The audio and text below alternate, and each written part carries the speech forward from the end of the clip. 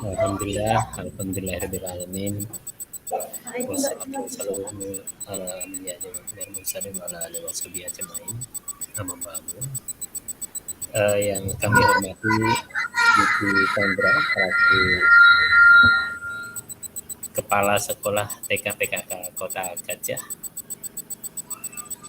Kemudian Ibu Lisnawati dan Ibu Anggi selaku guru atau Dewan Pengajar di Sekolah TK PKK Kota Gajah. Ibu-ibu yang kami hormati, marilah kita buka pertemuan kita pada pagi hari ini dengan baca basmalah. Bismillahirrahmanirrahim. Baik, pada hari ini kita kembali melakukan pertemuan PMO untuk bulan Mei tahun 2023, dan ini merupakan rangkaian dari kegiatan kita sebelumnya, di mana beberapa hari yang lalu, 2 hari yang lalu ya Bu ya, TK PKK Kota Gajah baru saja mengikuti kegiatan lokakarya kepala sekolah yang dilaksanakan di SKB Kabupaten Lampung Tengah. Dan tentunya alhamdulillah pelaksanaan tersebut berjalan dengan lancar. Namun sebagai bahan evaluasi, mungkin Ibu Chandra dapat memaparkan bagaimana kondisi kegiatan tersebut, kemudian bagaimana gambaran peserta dan juga tema-tema bahasan yang mencakup dalam diskusi tersebut, kira-kira apa saja, mungkin permasalahan-permasalahan yang muncul juga apa saja, dan mungkin solusi yang sudah diambil dalam pertemuan tersebut apa saja. Untuk itu kami berikan kesempatan pada Ibu Chandra untuk memaparkannya, dan nanti akan kita kembali berikan tanggapan jika diperlukan. Silakan Bu Chandra. Ya. Atau mungkin ada slide-slide yang ditampilkan, tidak apa-apa Bu. Silakan. Baik Pak, terima kasih. Assalamualaikum warahmatullahi wabarakatuh. Di sini saya akan melaporkan kemarin sudah mengikuti kegiatan workshop di SKB Punggur Lampung Tengah dari jam 8 sampai dengan jam 4. Alhamdulillah kegiatan berjalan lancar, tidak ada kendala. Kemudian para peserta juga terutama di kelas kami LT7, alhamdulillah juga kondusif. Memang ada sedikit kurang nyaman karena tidak ada kipas angin, sementara panasnya tidak karuan, tetapi tidak menyurutkan semangat kami untuk terus menyelesaikan kegiatan sampai dengan akhir jadwal yang ditentukan. Kemudian pada saat workshop kemarin banyak penambahan pengetahuan, terutama untuk kepemimpinan, karena memang judulnya workshop kepemimpinan untuk lembaga PAUD PSP Angkatan 2. Nah, di sini memang lebih banyak bagaimana kepala sekolah berkontribusi di lembaganya masing-masing. Kemudian di sana juga diminta untuk menyebutkan pengalamannya sebagai kepala sekolah, kemudian apa yang bisa dibanggakan di lembaga yang sudah dipimpin oleh kepala sekolah tersebut. Kemudian juga ada pemberian lembar kerja, yaitu dari LK1 sampai dengan 7, yang pada tujuannya adalah tentang keprofesionalisme seorang guru terhadap pengembangan pengajarannya di sekolah.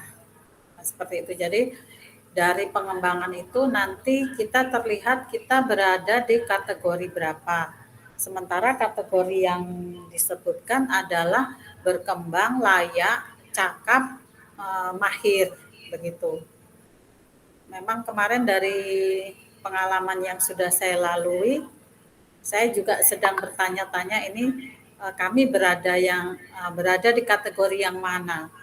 Kalau berkembang sepertinya sudah mulai bergerak maju, kalau layak sepertinya memang layak. Kemudian tetapi kalau menuju ke cakap ini masih dalam proses, apalagi kalau mahir itu sepertinya kami belum mampu kalau ke kategori mahir seperti itu. Jadi tetapi sebagai yang dipercaya melaksanakan program sekolah penggerak, maka kami akan berusaha untuk menjadi trend center dari lembaga TK yang ada di minimal yang ada di Kecamatan Kota Gajah.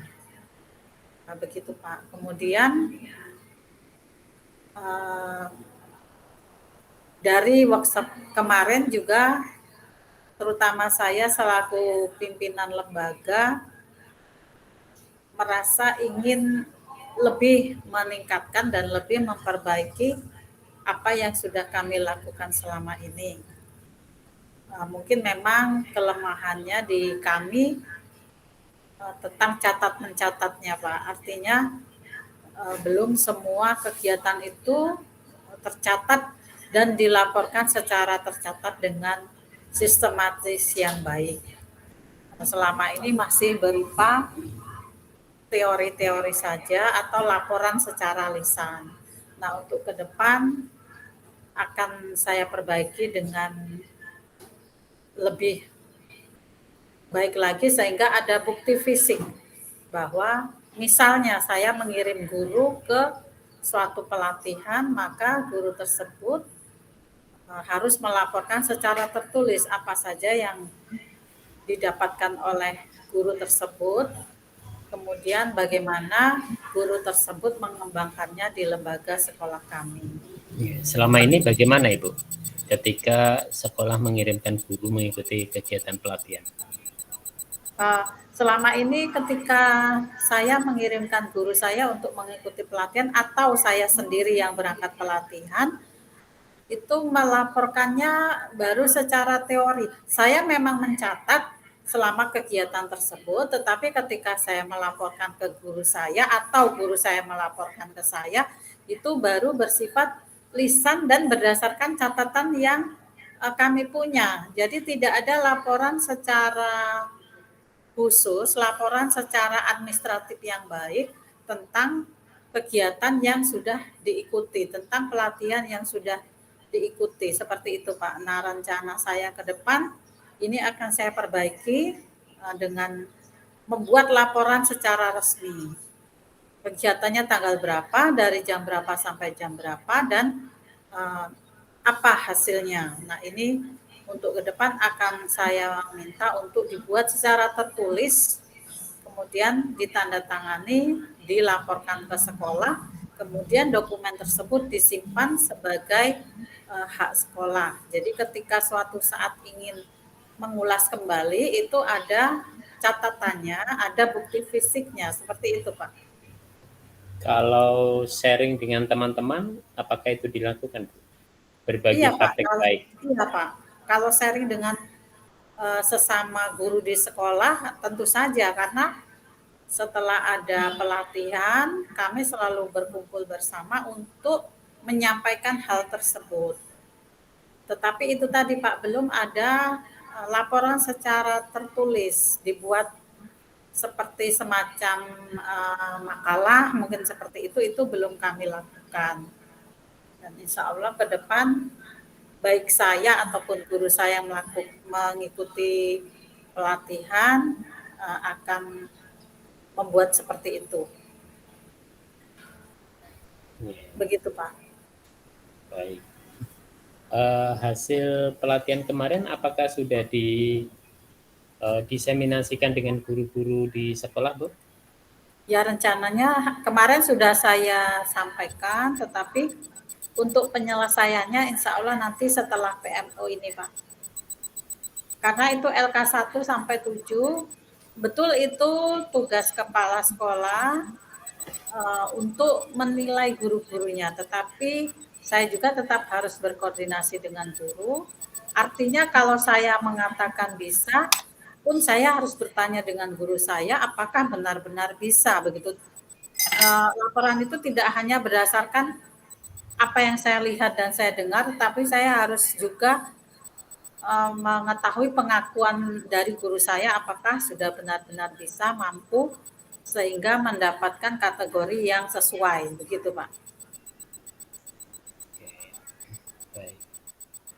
Baik. Eh, ada lagi Bu yang ingin disampaikan? Bapak mau maksud saya Bapak ingin saya membuka LK yang kemarin saya terima atau bagaimana Pak? Ya, silakan. Oh ya baik Ya, Pak. kita bisa ini kan. Ya, tetapi Bu memang Steph. belum semua terisi ya Pak, karena Ya, memang ya. belum saya kerjakan secara menyeluruh. Baik, baik. Saya Ada share ya Pak. 7 SLK ya Bu ya? Iya Pak, Ya, 7 LK. baik silakan. Saya share screen ya Pak. Ya, ya Bu, silakan.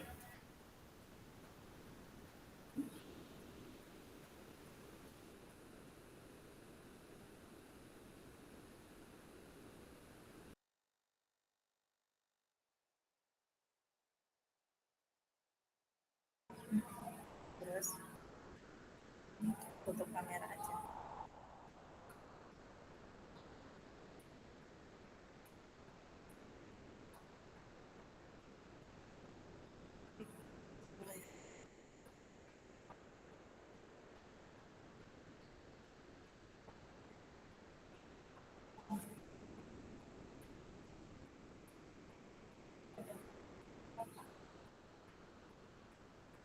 Persiapan share screen harus bilang.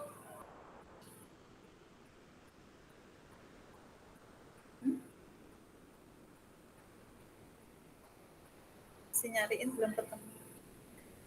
Bapak sebentar ya Pak, masih dicari-cari. Gitu. Masih mau kan? Iya. Iya Bu. Terus ya.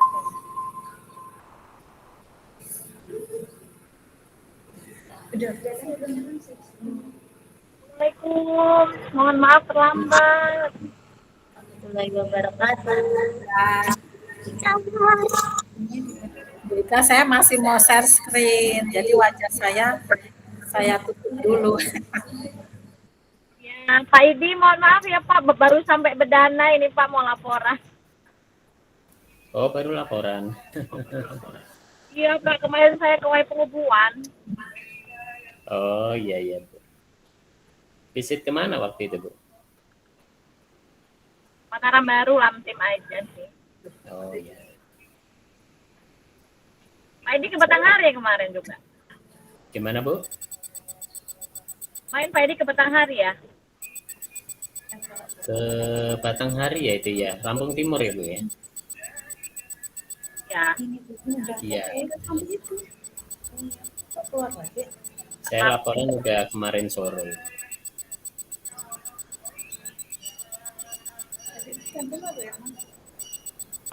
Iya Bu Rika, ini Bukan kita sampai di kita masih menunggu paparan dari Bu Chandra terkait kegiatan lokakarya yang baru saja diikuti oleh kepala sekolah 2 hari yang lalu.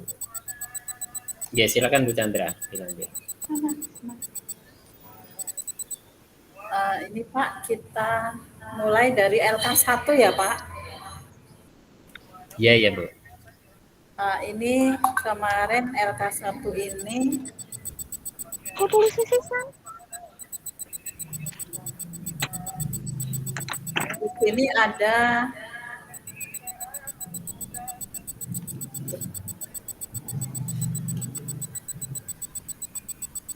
di sini ada refleksi pengalaman.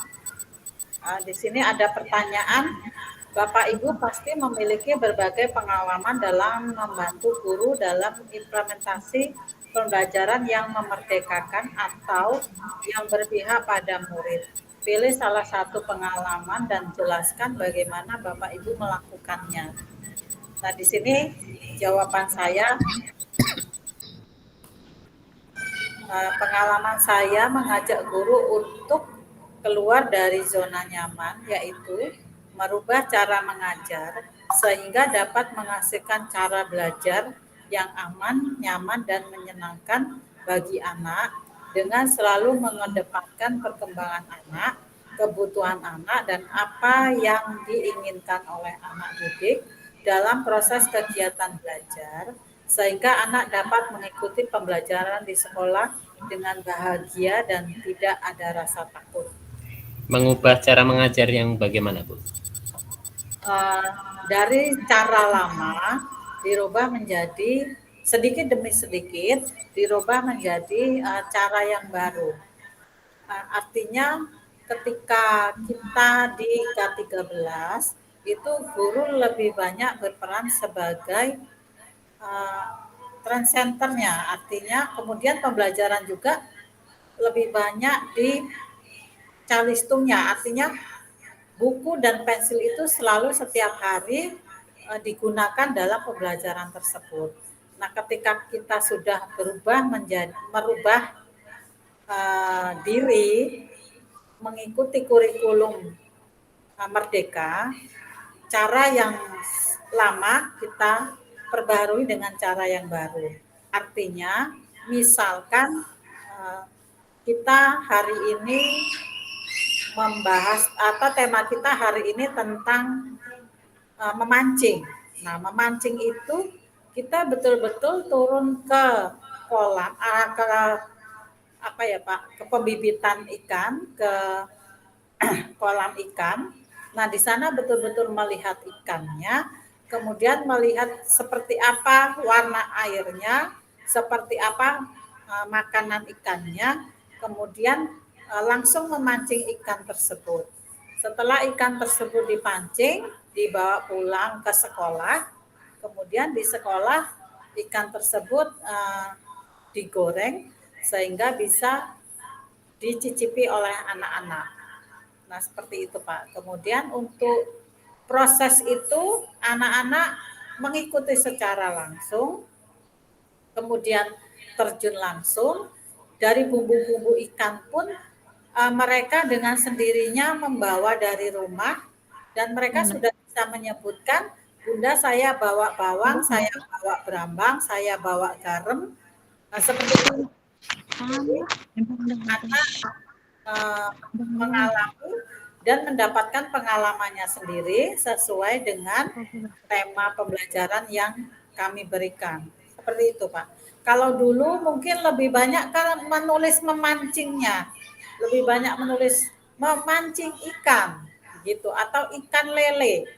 Nah, itu yang ditulis sebanyak-banyaknya. Artinya seperti itu, Pak. Tapi kalau sekarang kita lebih ke praktek langsung, walaupun tetap ada kita menunjukkan seperti apa huruf dan tulisan ikan lele begitu, tetapi tidak pada hari itu juga anak-anak menulis ikan lele. Mungkin diberikan dengan cara memberi kartu huruf, mana huruf I, mana huruf K, dan seterusnya.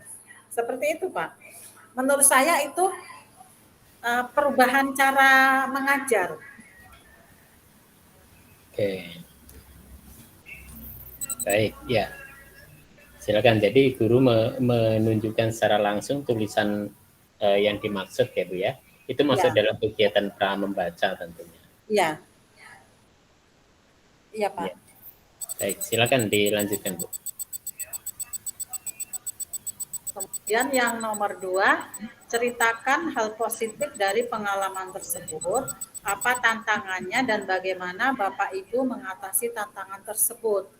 Di sini jawaban saya, tantangannya adalah tidak semua program yang sudah dibuat oleh sekolah dapat dilaksanakan dengan tepat waktu, dikarenakan ada kegiatan lain di luar sekolah yang terkadang waktunya bersamaan, tetapi kegiatan akan tetap dilaksanakan di waktu berikutnya.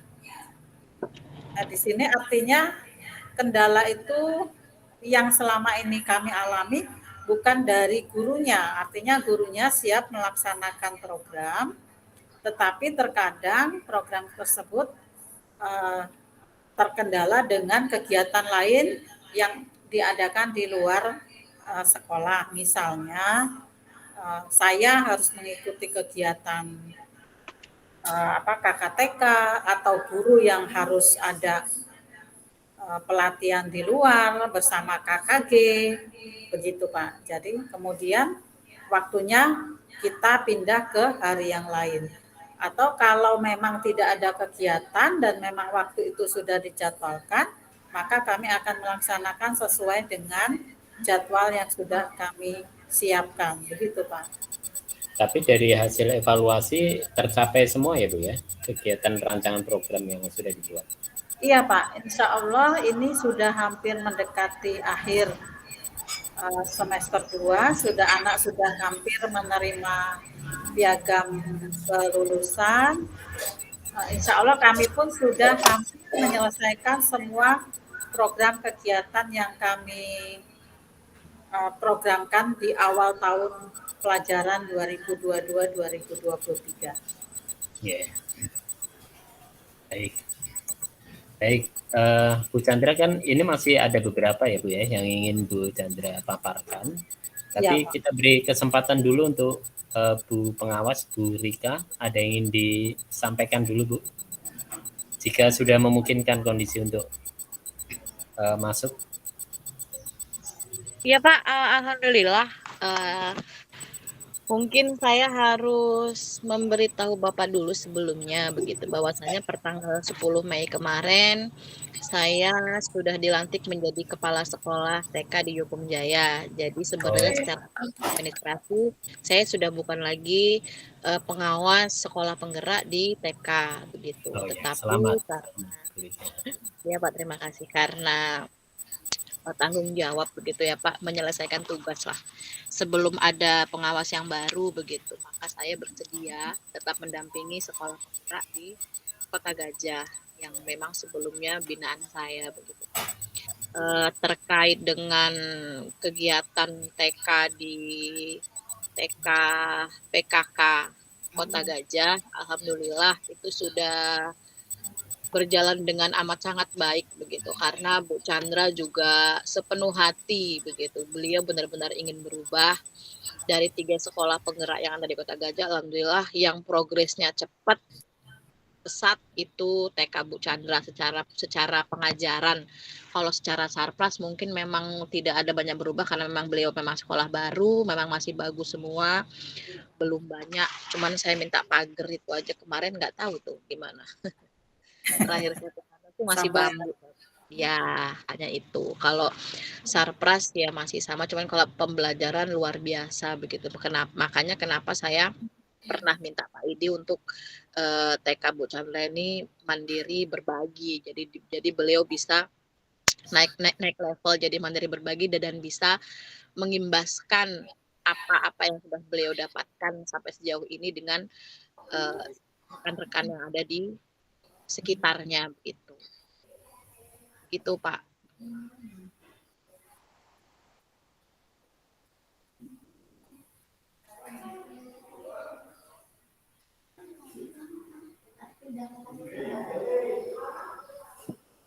Baik, terima kasih Bu Rika. Jadi sekarang sudah aktif di TK Yukum Jaya ya Bu ya? Belum aktif sih Pak, karena belum sertijab juga. Masih menunggu beberapa hal lah administratif. Itu di dekat rumah sakit itu bukan Bu? sebelum Yukum Medical Center. Oh, daerah sana. Kanan jalan itu. Baik, selamat menjalankan tugas barunya Bu Rika. Ya. Baik, terima kasih atas hal yang disampaikan yang merupakan satu motivasi khususnya untuk TK PKK Kota Gajah, dan pendampingan yang selama ini dilakukan oleh pengawas oleh Bu Rika juga cukup intensif, dan ini sangat dirasakan bagaimana TK PKK Kota Gajah ini terus berproses ya, berprogres, dan hasilnya pun juga sering disampaikan khususnya dalam kegiatan PMO ini. Baik, terima kasih Bu Rika atas pengantarnya, dan kita kembalikan kepada Bu Chandra untuk melanjutkan paparannya. Silakan Bu Chandra. Baik Pak.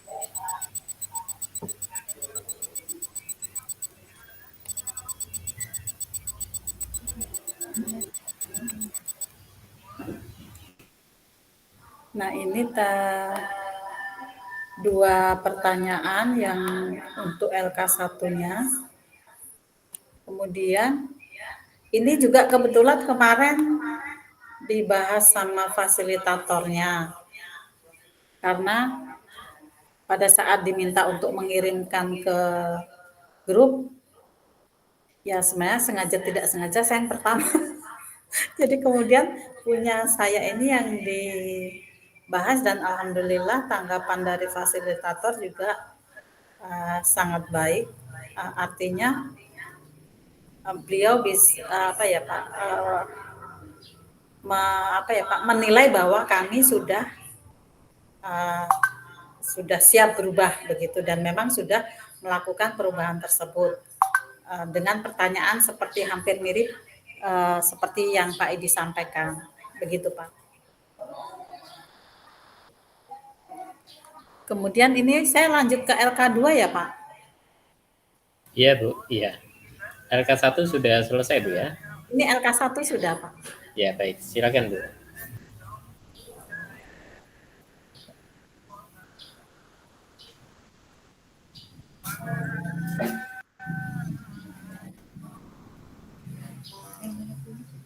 LK2.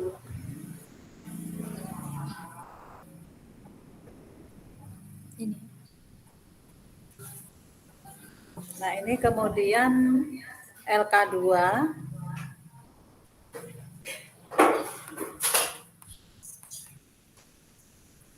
sebelum ke LK2 saya mengucapkan selamat buat Bu Ika ya Pak Idi. Sebenarnya saya sedih sih beliau tidak bersama kami lagi, tetapi tentu ada harapan yang lebih tinggi yang beliau akan terima nantinya insya Allah. Jadi kami apapun itu tetap mendukung dimanapun Bu Ika berkembang dan dengan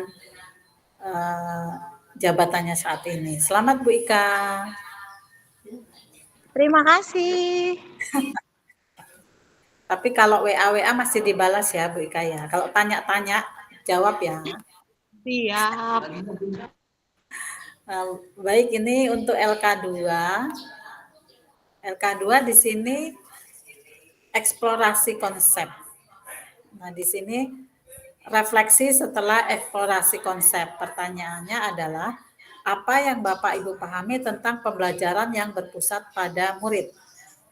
Kemudian di sini saya menjawabnya, pembelajaran yang pelaksanaannya berdasarkan pada perkembangan anak sesuai dengan kebutuhan dan minat anak tersebut. Begitu Pak. Ada yang akan Pak Idi tanggapi?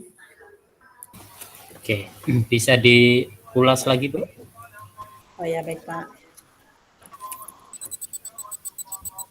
Di sini pertanyaannya untuk LK2 nomor 1, apa yang Bapak Ibu pahami tentang pembelajaran yang berpusat pada murid?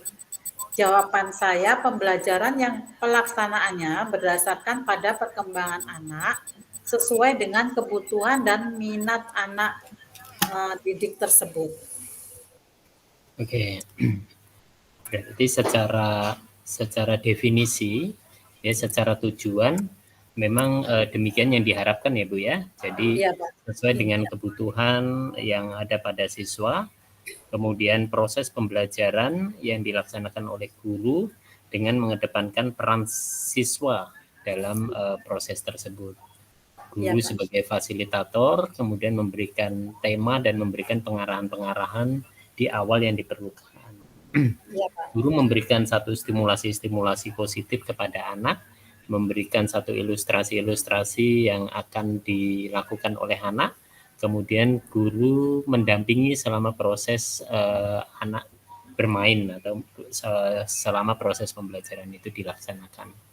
Ya, Pak. Tetap peran siswa di sini yang dikedepankan. Oke, demikian ya Bu ya. Mungkin secara definisi Bu Chandra dapat ringkas seperti yang sudah ditulis tersebut. Mungkin dari Ibu Guru ada Iya. yang ingin ditambahkan, tidak apa-apa, silakan Bu. Silakan, monggo Bu Guru. Pendidikan berpusat pada anak, pembelajaran. Silakan Bu Lisna, Bu Anggi, silakan. Baik Bapak, sedikit menyampaikan. Iya, silakan Bu. Di sini kami belajar untuk dapat melakukan perubahan dalam kegiatan pembelajaran anak, seperti saat melakukan kegiatan pembelajaran anak dapat memilih kegiatan apa yang mereka sukai. Kemudian anak juga dapat praktek langsung, terjun langsung dalam melakukan kegiatan tersebut. Seperti yang sudah dicontohkan oleh Bunda Yun, anak-anak pergi ke kolam, memancing ikan, mencari umpan. Anak-anak pun membuat pancing sendiri. Jadi memasak juga. Memasak itu pun kita menyerahkan kepada anak-anak untuk memilih kelompoknya. Ada yang aku mau kelompok yang bawa Bu, nanti bawa cabai, bawa kecap, bawa ikannya mau dibakar Bu, mau digoreng Bu, nanti sambelnya sambal kecap sama sambal terasi. Jadi anak-anak itu menuangkan ide-ide yang ada di pikirannya, kemudian kita menampung Bapak.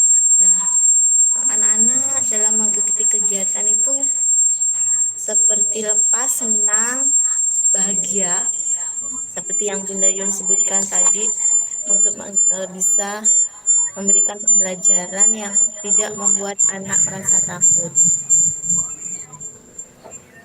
Kemudian di akhirnya anak-anak bisa makan bersama. Untuk pengenalan guru, kami juga memberikan pembelajaran tersebut dengan cara bermain injak huruf, main pipin kartu huruf, jadi huruf. Kita tetap memberikan pembelajaran pra membaca dan pra menulis, walaupun tidak seintens zaman dahulu. Tapi kita tetap memberikannya Pak. Dan yang terasa sekali pembelajaran saat ini, kita itu selalu mengunjungi tempat-tempat yang kita jadikan topik-topik yang kita pilih yang ada di lingkungan sekitar lembaga kita, seperti budidaya ikan tersebut kita benar-benar ke kolam, ke penggilingan padi kita juga ke pabrik padi yang ada di dekat lembaga, kemudian masjid tempat ibadah pun juga kita benar-benar berkunjung ke masjid yang jaraknya tidak jauh dari lembaga, kira-kira hanya 200 meter. Oke, baik, terima kasih. Terima kasih Bu Lisna. Bu Anggi ada yang disampaikan? Bu Irma. Bu Irma? Ya, Bu Irma. Sudah cukup? Oke. Baik, Bu Chandra dan ibu-ibu yang lain, kita memahami bahwa pembelajaran yang berpusat pada anak, khususnya di fase fondasi ini, kita juga mengenal sebagai pembelajaran atau pendekatan yang berpusat pada anak atau pendekatan berbasis anak. Secara definisi tadi sudah Bu Chandra sampaikan, namun ada sedikit penambahan di mana pembelajaran berpusat pada anak ini merupakan suatu pendekatan dalam proses pembelajaran yang menempatkan anak sebagai subjek utama itu dari pengalaman pembelajaran pada mereka. Dan di fase fondasi ini merujuk pada periode awal perkembangan anak, itu biasanya meliputi usia balita hingga usia prasekolah.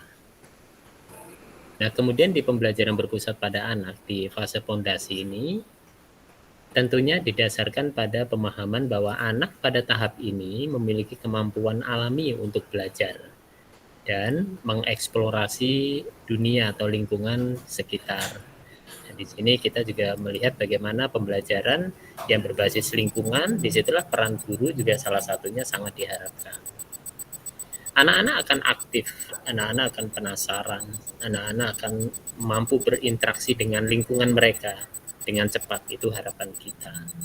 Dan untuk itu, sebagai catatan juga, di pendekatan ini kita menekankan, guru harus menekankan pada pengalaman langsung pada anak, bermain dan juga mengeksplorasi dengan cara-cara yang dilakukan oleh guru dalam mendukung proses pembelajaran pada anak. Ibu-ibu sekalian, Bu Chandra, sebelum berbicara lebih jauh tentang bagaimana proses pembelajaran pada anak ini berpusat pada anak ini dilaksanakan, tentunya ada beberapa prinsip utama di pembelajaran yang berpusat pada anak, khususnya di fase fondasi ya Bu ya.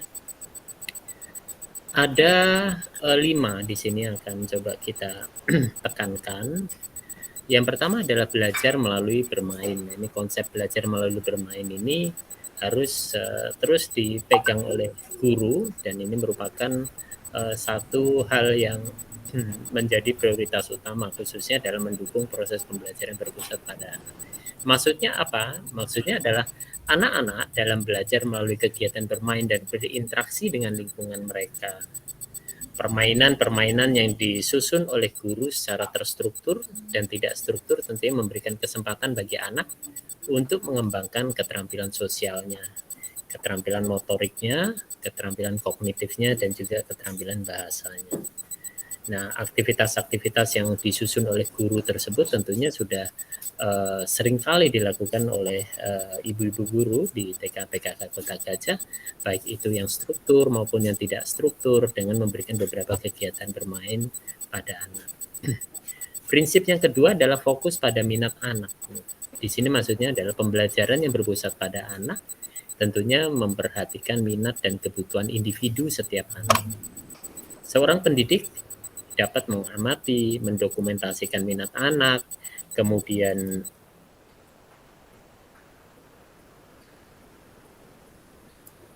guru mengamati, mendokumentasikan minat anak, kemudian merancang pengalaman pembelajaran yang relevan dan menarik berdasarkan minat anak tersebut. Nah, ini secara aplikatif ibu guru sudah memahami dan sudah melakukan, saya yakin. Tinggal pendokumentasian minat anak tadi yang mungkin masih harus terus kita tingkatkan. Prinsip yang ketiga yaitu lingkungan pembelajaran yang mendukung. Nah, ini satu hal yang tidak boleh kita kesampingkan juga adalah lingkungan pembelajaran yang menyenangkan. Lingkungan pembelajaran yang aman, yang menantang, yang disediakan oleh satuan pendidikan kepada anak-anak. Ruang kelas yang diatur sedemikian rupa sehingga anak-anak dapat bebas menjelajah dan juga belajar melalui kegiatan bermain yang dilakukan di dalam maupun di luar kelas, yang tentunya masing-masing memiliki tujuan yang sudah dirancang oleh guru tentunya. Prinsip keempat yang harus kita ikuti ketika kita melakukan pembelajaran yang berpusat pada anak adalah peran guru sebagai fasilitator. Nah, tadi sudah dijelaskan oleh Bu Chandra bagaimana peran guru sebagai fasilitator ini. Guru berperan sebagai fasilitator dalam pembelajaran yang berpusat pada anak. Maksudnya seperti apa? Aktivitas guru yaitu mengamati, mendengarkan, merespon kebutuhan anak, dan memberikan bimbingan serta dukungan sesuai dengan perkembangan individu pada anak.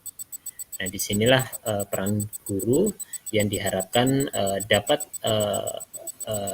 memposisikan diri sebagai seorang fasilitator yang ada di kelas ketika proses pembelajaran itu dilaksanakan di kelas. Nah,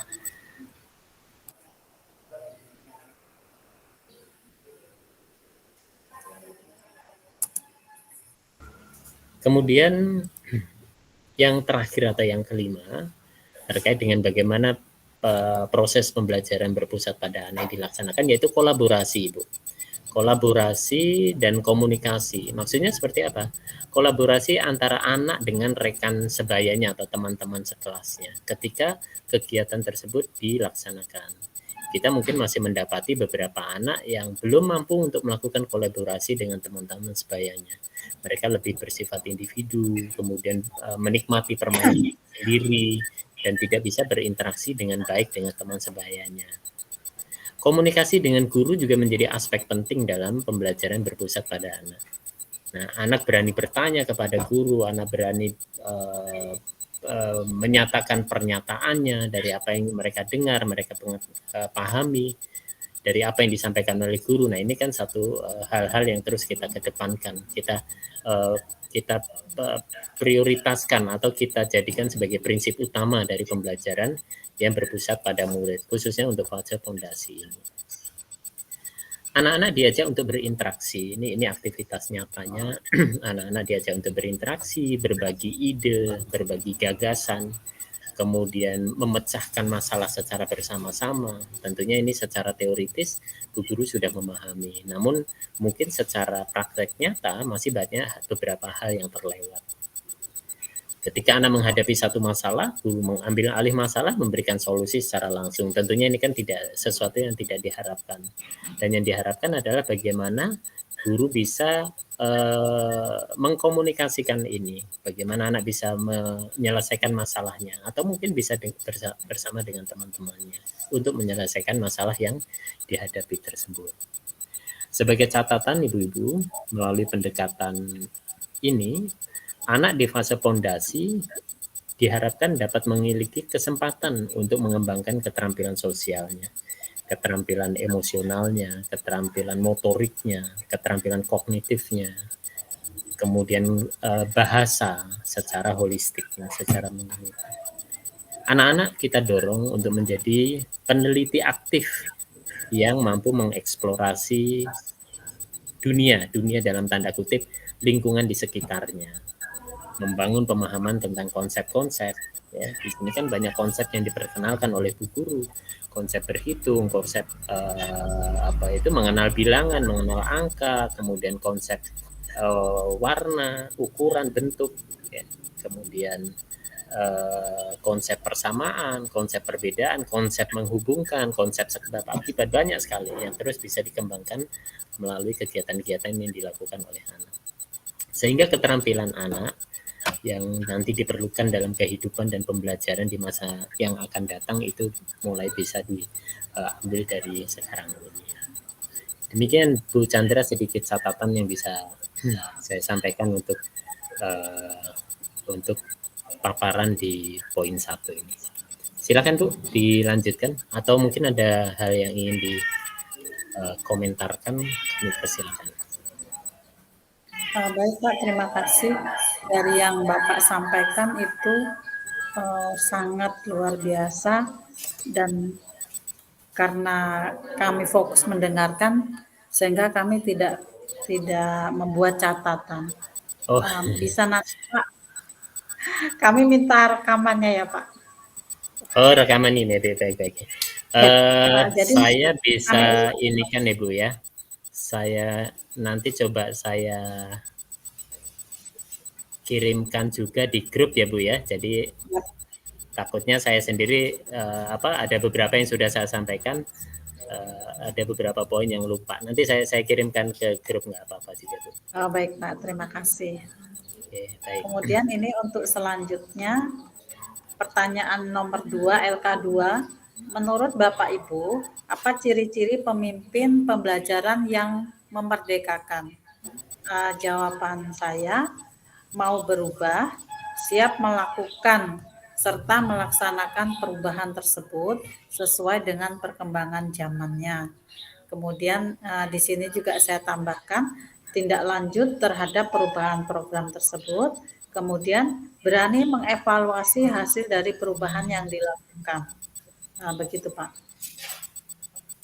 Ini belum saya lengkapi.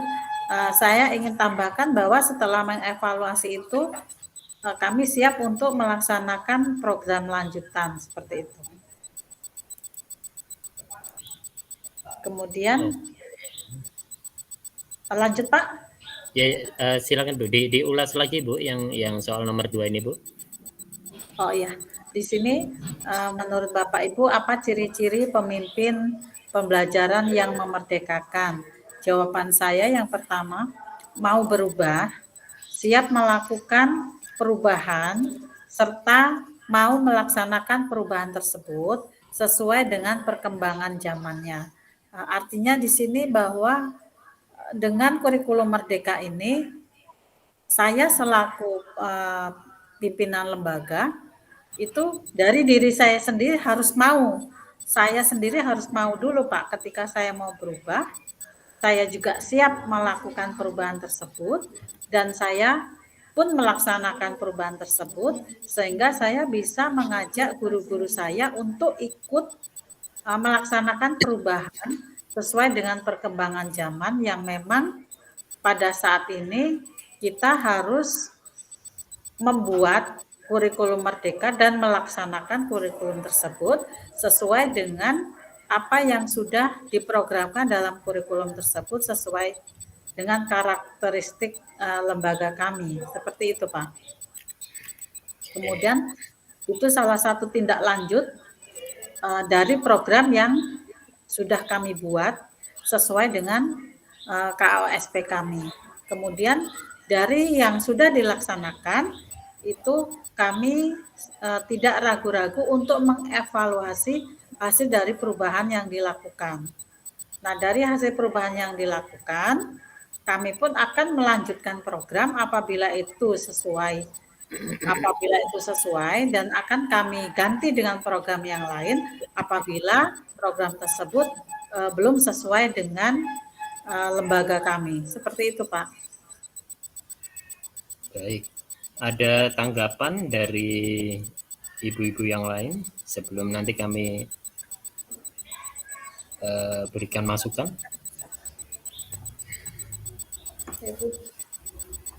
Baik, Ibu. Terkait dengan pemimpin pembelajaran yang memerdekakan ya tadi ya, Bu Chandra ya? Iya. Baik. Mungkin bisa sambil dicatat atau mungkin coret-coret begitu ya, Bu ya.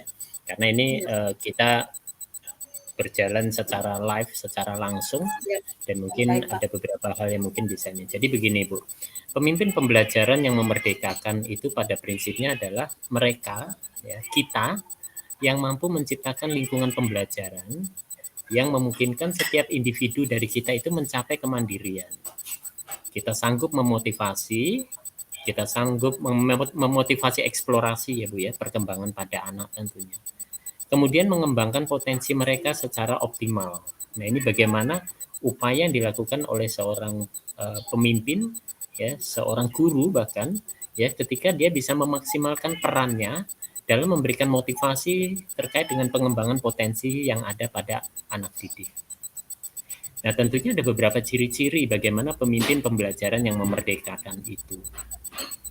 Dan di sini kita coba rangkum ada 7 yang mungkin nanti beberapa hal ini mungkin akan kita perdalam, dan ibu-ibu silakan nanti memberikan tanggapan jika misalkan Pak ini kelihatannya tidak sesuai dengan apa yang ada di sekolah kami sudah menjalankan namun hasilnya tidak sesuai. Sebenarnya permasalahannya pada mana.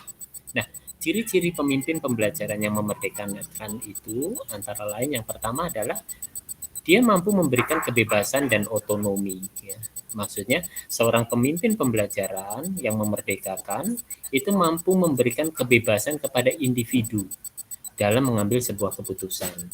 Seorang pemimpin, seorang kepala sekolah mampu memberikan kebebasan kepada masing-masing individu yang ada, guru-guru yang ada untuk bersama-sama mengambil keputusan, mengatur proses pembelajaran, mengembangkan minat mereka sendiri.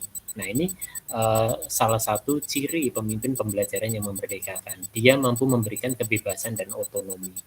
Dia tidak memaksakan satu pemikiran dia untuk disetujui secara mutlak, namun lebih bersifat demokratis, bagaimana memberikan kesempatan kepada masing-masing individu ini untuk berkontribusi. Mereka memperlihatkan kepercayaan kepada kemampuan individu dan memberi ruang untuk eksplorasi kreatif. Nah, ini hal positif yang harus dimiliki oleh seorang pemimpin pembelajaran dalam memerdekakan, memberikan satu kesempatan kepada orang lain ya secara individu untuk bisa mengeksplorasi ide-ide kreatifnya. Dan ini mungkin Bu Chandra juga sudah melakukan ya Bu ya, ketika melakukan satu dialog dengan guru-guru, memberikan kebebasan kepada guru-guru untuk berekspresi. Ya, intinya sebelum kita nanti mengambil satu kesimpulan-kesimpulan yang diperlukan. Yang kedua, ciri pemimpin pembelajaran yang memerdekakan itu adalah mampu mendorong keterlibatan secara aktif. Nah, komunitas yang dia bentuk itu dia libatkan secara aktif, dia gerakkan secara aktif. Pemimpin pembelajaran yang memerdekakan mendorong keterlibatan aktif dari masing-masing individu tadi. Nah, mungkin sekolah sudah membentuk komunitas praktisi atau mungkin sekarang ini dengan guru-guru. Ketika ada satu hal yang didiskusikan, tentunya ada beberapa hal yang ingin disampaikan oleh masing-masing individu. Pemimpin harus bisa memberikan dorongan agar masing-masing itu bisa berjalan dengan aktif. Nah, seperti dalam forum ini tidak apa-apa kita motivasi. Bagaimana Bu Lina, bagaimana Bu Bu Anggi terus ya Bu ya? Bu Irma. Irma, Ya, Pak. Bu Irma untuk terus bisa aktif dalam forum-forum diskusi internal yang dilakukan oleh sekolah. Mereka menggali minat dan kebutuhan individu, melibatkan mereka dalam proses pengambilan keputusan. Nah, ini satu hal yang harus dilakukan oleh seorang pemimpin dalam mengambil keputusan. Tentunya kita mendengarkan tanggapan dari semua pihak. Ya, misalkan Bu Chandra ingin melakukan revisi visi misi sekolah, visi dan misi serta tujuan sekolah. Ibu libatkan komunitas praktisi, kemudian memberikan masukan, memberikan ilustrasi yang diperlukan, kemudian setelah itu merangkum ya, atau mendapatkan atau mengambil pendapat-pendapat dari orang-orang yang hadir di situ, kemudian diberikan kesempatan pada mereka, memberikan tanggung jawab yang relevan dengan kemampuan dan minat mereka. Ini untuk konteks sebagai seorang pemimpin. Kemudian yang ketiga, tentunya adalah memfasilitasi pembelajaran yang kolaboratif. Seorang pemimpin dia harus mampu memfasilitasi pembelajaran yang kolaboratif. Maksudnya adalah pemimpin pembelajaran yang memerdekakan ini mengakui pentingnya kerjasama dan kolaborasi dalam proses pembelajaran. Kolaborasi ini satu gerakan yang dilakukan secara bersama-sama untuk mencapai satu tujuan tertentu. Dan ini sangat diperlukan oleh seorang pemimpin ketika dia menggerakkan sebuah organisasi. Mereka menciptakan kesempatan bagi masing-masing individu untuk bekerja sama, Ibu.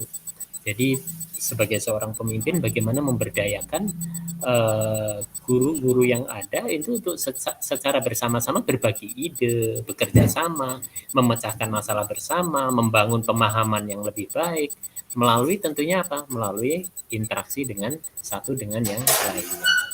Dan disinilah diperlukan ketika guru kita berikan satu kesempatan untuk mengikuti kegiatan-kegiatan pelatihan di luar, ya itu harus kita ajak untuk sama-sama berkolaborasi. Ini hasil yang saya dapatkan dalam pelatihan kemarin. Seperti ini paparannya dan ayo kita lakukan secara bersama-sama. Nah, kepala sekolah atau pemimpin ya dalam hal ini kepala sekolah memfasilitasi pembelajaran yang kolaboratif tersebut. Memfasilitasi ya banyak hal, salah satunya apa-apa yang kira-kira dapat menunjang keberhasilan dari program yang akan dijalankan, itu kepala sekolah berada di dalamnya atau pemimpin berada di dalamnya. Nah, ciri pemimpin yang selanjutnya, pemimpin pembelajaran yang memerdekakan selanjutnya, yang keempat ini adalah menghargai keberagaman, Ibu. Jadi kita memahami bahwa pemimpin pembelajaran yang memerdekakan itu menghargai keberagaman individu dalam hal latar belakang. Tentunya kita menyadari bahwa masing-masing dari kita itu memiliki latar belakang yang berbeda-beda. Dan disitulah keberagaman yang ada itu bisa dihimpun, dan sebagai seorang pemimpin kita harus bisa menghargainya. Keberagaman apa? Keberagaman latar belakang, keberagaman minat, keberagaman kemampuan. Ya, mereka seorang pemimpin harus mampu menciptakan lingkungan yang inklusif dan mendorong setiap individu-individu yang beragam tadi untuk saling menghormati perbedaan. untuk saling belajar satu sama lain, untuk memperkaya pengalaman pembelajaran melalui perspektif yang berbeda. Kan Bu Chandra ketika mengadakan satu rapat dengan Dewan Guru, tentunya akan banyak perspektif yang muncul ya Bu ya.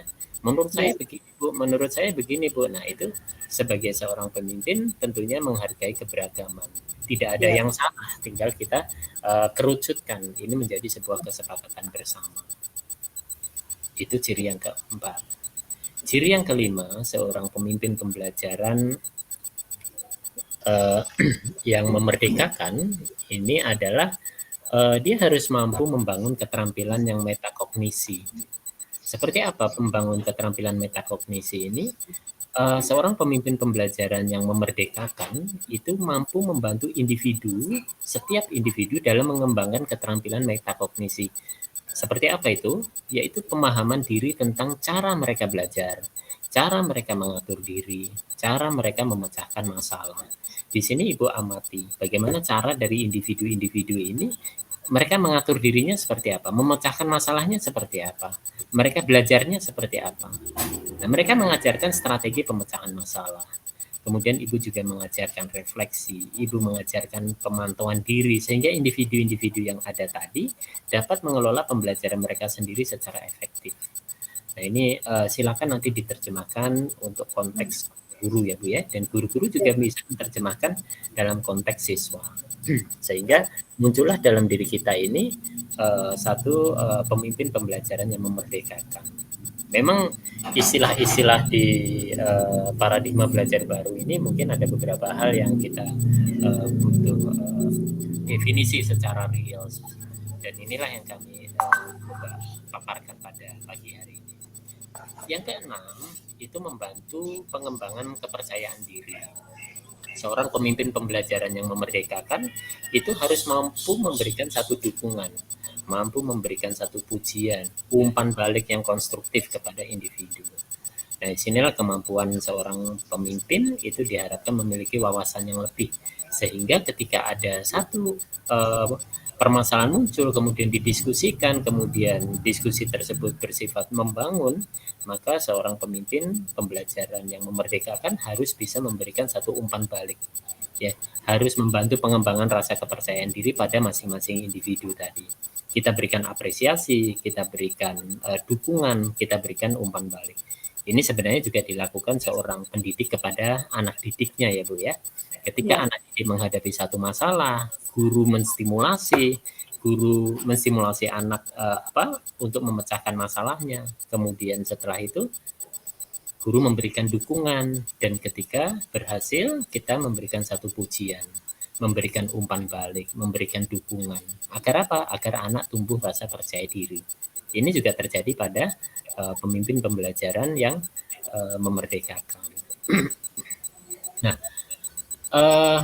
untuk pemimpin pembelajaran juga membantu individu mengembangkan rasa percaya diri dalam hal kemampuan mereka, merayakan prestasi mereka, membantu mereka mengatasi hambatan-hambatan yang mungkin mereka hadapi dalam proses pembelajaran.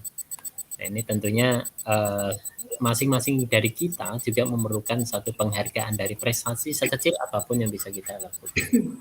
Kita berikan apresiasi kepada guru yang mau berbagi pengetahuan ketika dia selesai mengikuti pelatihan, atau mungkin ada prestasi yang dicapai oleh guru selama pelatihan tersebut, misalkan sebagai siswa teraktif. Nah, itu satu apresiasi yang harus kita rayakan bersama untuk menumbuhkan rasa percaya diri lebih.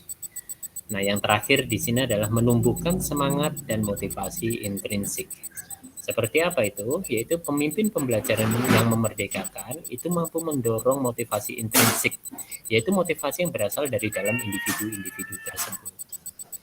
Mereka membantu individu menemukan arti dan relevansi dalam pembelajaran mereka, merangsang rasa ingin tahu dan memberikan tantangan yang sesuai untuk mempertahankannya.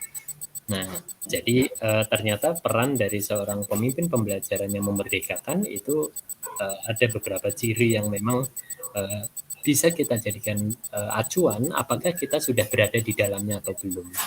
Tapi jika kita sudah berada setengah dari 7 tadi, paling tidak itu sudah mencerminkan bahwa selama ini saya sudah tercermin ya dalam diri saya pemimpin pembelajaran yang memerdekakan. Tapi kalau ternyata dari 7-7-nya tadi ternyata belum satu pun yang melekat pada diri saya, berarti masih ada introspeksi peningkatan yang harus dilakukan.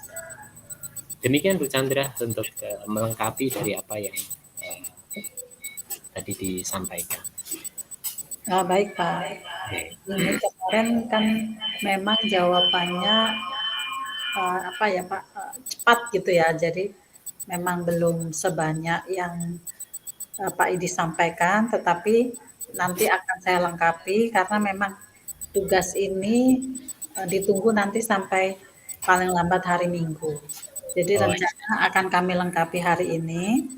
Kemarin itu karena memang kami harus menjawab cepat untuk didiskusikan, jadi saya ambil singkat saja dan yang pas menurut saya seperti itu Pak. Tapi terima kasih. Tidak apa-apa. Melengkapinya nanti. Baik, tidak apa-apa Bu. Artinya ini tadi yang kami sampaikan itu adalah satu sisi lain yang mungkin bisa dijadikan sebagai inspirasi untuk Pak. Terima kasih. Baik, silakan dilanjutkan Bu. Baik Pak, untuk yang pertanyaan ketiga dari LK2, apa yang harus dilakukan kepala sekolah sebagai pemimpin pembelajaran dalam mewujudkan merdeka belajar? Jawaban saya, memberikan motivasi pada guru untuk terus belajar sesuai dengan kompetensinya dan memfasilitasi pembelajaran tersebut. Seperti itu Pak, saya ambil simpel. Pak, mungkin saya tetap memerlukan masukan dan bimbingan dari Pak Idi untuk RK2 pertanyaan ketiga. Begitu Pak. Baik, dari ibu-ibu guru dulu ada yang ingin ditambahkan Ibu? Ada yang dilengkapi?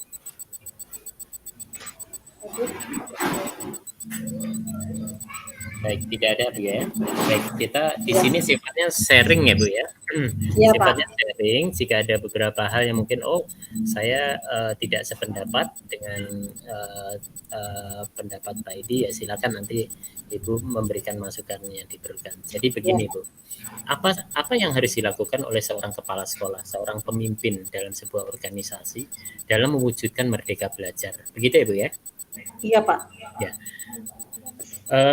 Ibu-ibu sekalian, sebagai seorang pemimpin, sebagai seorang kepala sekolah, tentunya ada beberapa langkah yang dapat kita lakukan dalam mewujudkan merdeka belajar di satuan pendidikan kita masing-masing.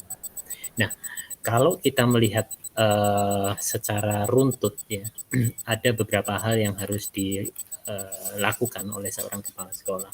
Yang pertama tentunya membangun visi misi. Ini yang harus dilakukan oleh seorang kepala sekolah dalam mewujudkan merdeka belajar. Membangun visi misi yang jelas. Seperti apa? Seorang kepala sekolah harus mampu menentukan visi dan misi sekolah yang mengutamakan pemberdayaan siswa dalam pembelajaran. Serta merdeka belajar sebagai salah satu komitmen utama dalam visi dan misi tersebut. Silakan ini dikerucutkan dalam visi misi ini. Karena TK PKK Kota Gajah ini adalah TK penggerak, maka sertakan merdeka belajar sebagai salah satu komitmen utama dalam visi misi tersebut. Ini catatan yang harus ditulis. Yang kedua adalah mendukung dan memperkuat tim pengajar. Nah, sebagai seorang kepala sekolah tentunya memberikan pelatihan, memberikan pendampingan kepada guru agar mereka memahami konsep merdeka belajar dan mampu menerapkannya di kelas. Mendorong penggunaan metode dan strategi pembelajaran yang mendorong kemandirian pada siswa. Nah, ini sebagai seorang pemimpin di sekolah tentunya tidak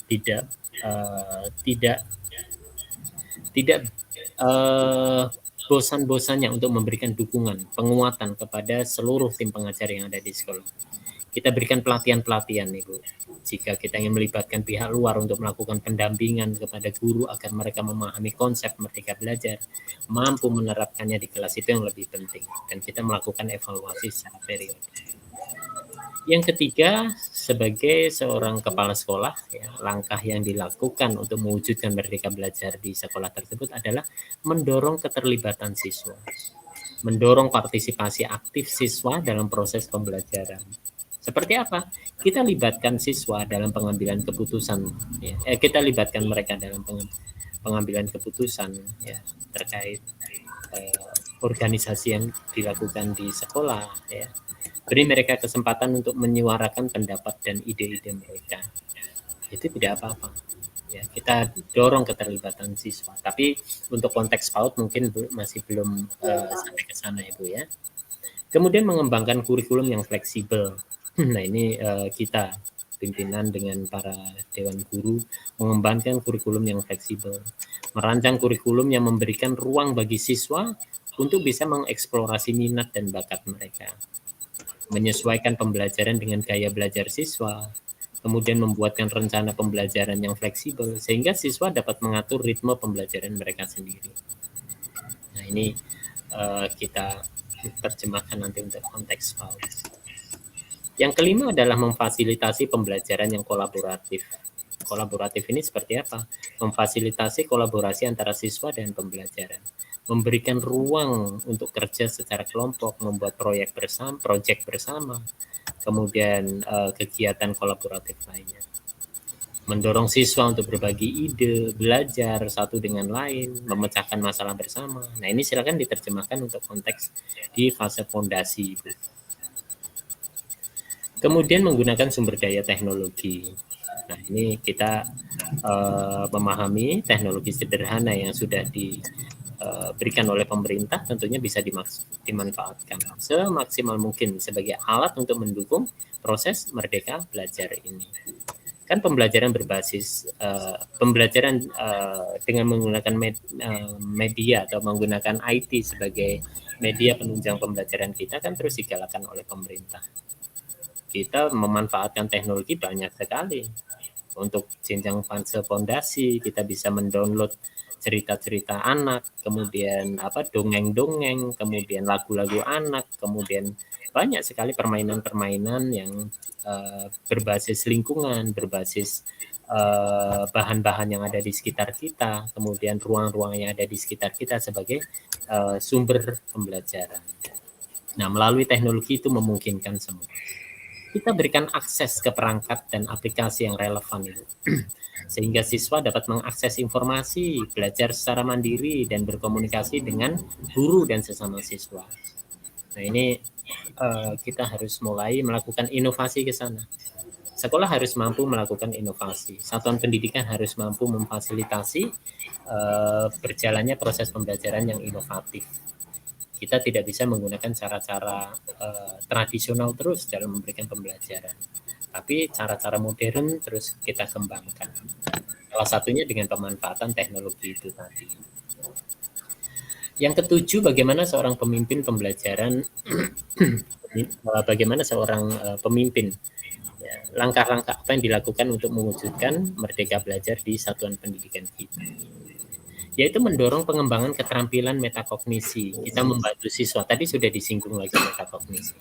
Tapi di sini definisinya adalah membantu siswa mengembangkan keterampilan seperti pemantauan diri, refleksi, perencanaan, evaluasi diri. Nah, ini konteks di PAUD-nya nanti silakan disesuaikan. Ya, kita mengajarkan bagaimana cara memecahkan masalah. Anak-anak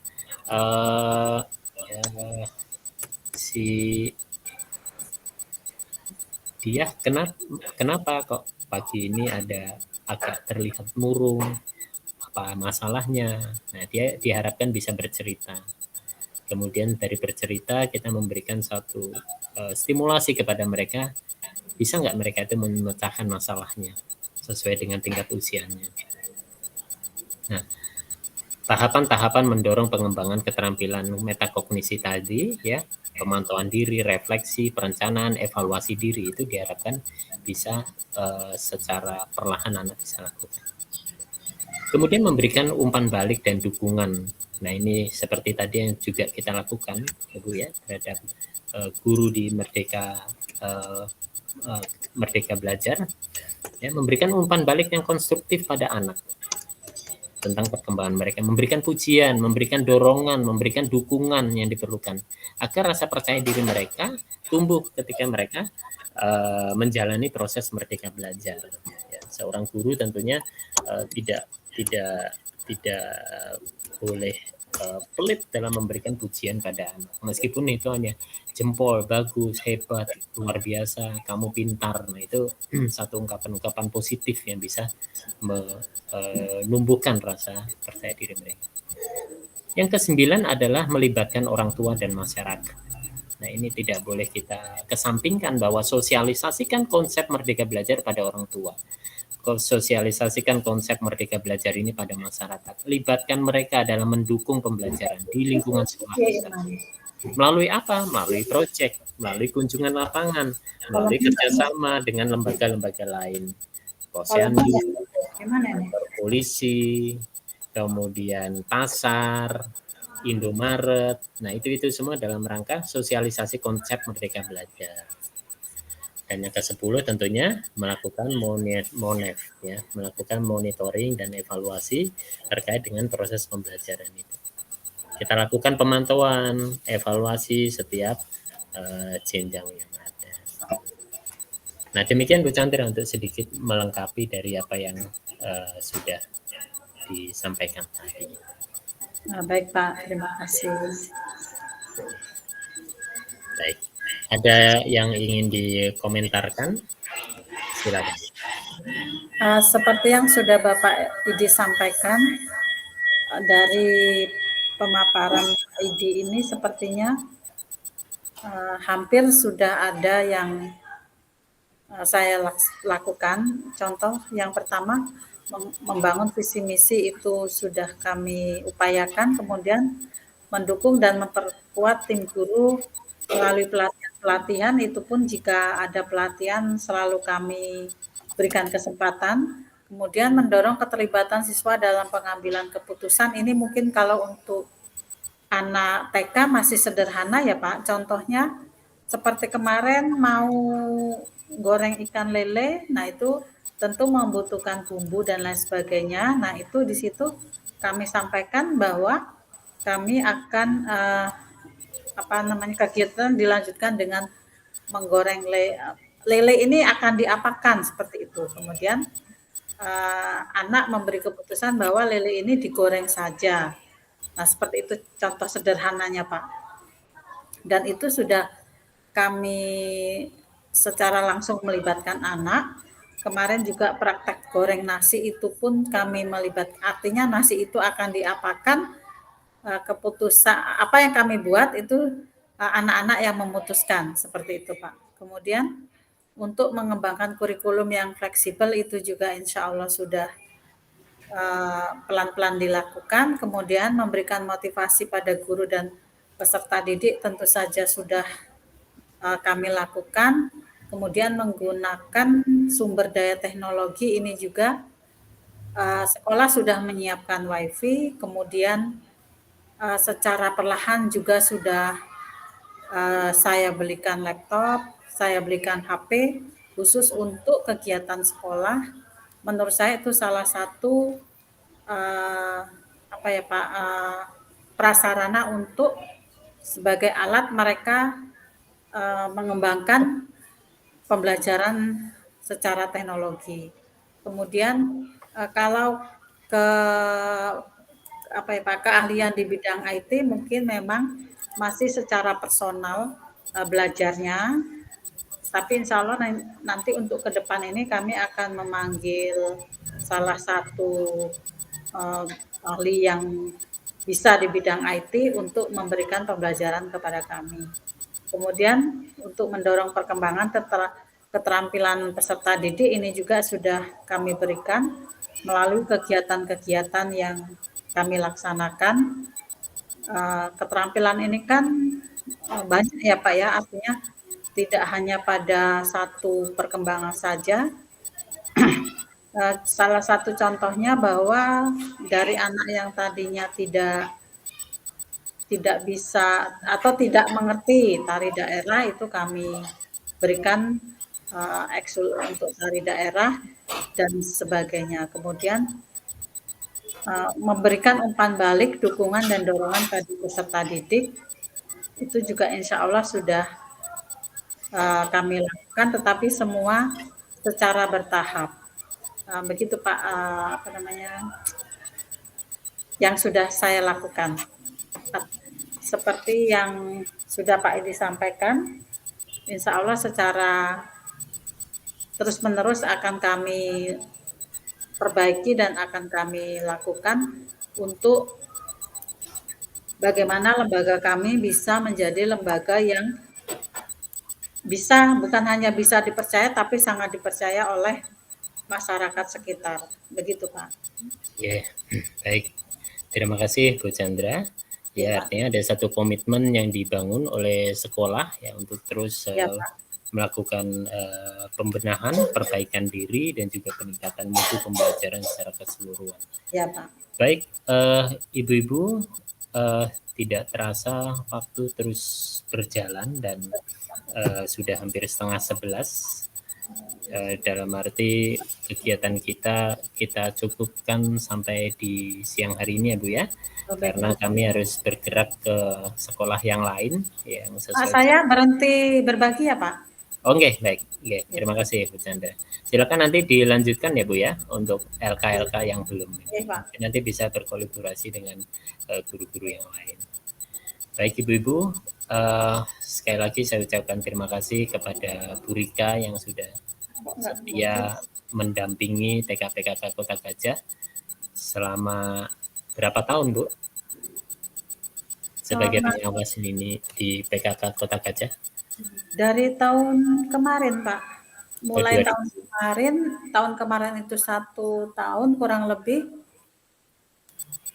dengan yang tahun berjalan sekarang Pak. Ya, baik, artinya banyak kesan-kesan yang didapatkan oleh sekolah ya selama pendampingan yang dilakukan oleh Bu Rika. Terima kasih juga untuk Bu Chandra selaku Kepala Sekolah dari TK-PKK Kota Gajah atas paparannya pada hari ini sebagai refleksi dari kegiatan Loka Karya yang dilakukan 2 hari yang lalu. Terima kasih Bu Lisna, terima kasih Bu Risma atas partisipasinya dalam kegiatan PMO di bulan Mei ini. Masukan-masukan yang tadi kami sampaikan tidak lain adalah bersifat membangun yang mudah-mudahan dapat dijadikan sebagai kelengkapan dari paparan-paparan yang disampaikan dan sebagai memperkaya wawasan kita khususnya terkait bagaimana kepemimpinan seorang kepala sekolah itu dilaksanakan. Dan saya mohon maaf mungkin dalam interaksi hari ini ada beberapa hal yang kurang berkenan. Marilah Ibu-ibu kita tutup kegiatan kita pada hari ini dengan sama-sama membaca hamdalah. Alhamdulillah. Dari saya cukup sekian. Wabillahi taufiq wal hidayah. Wassalamualaikum warahmatullahi wabarakatuh. Waalaikumsalam warahmatullahi wabarakatuh. Terima kasih Pak. Sama-sama undur diri Bu. Pak.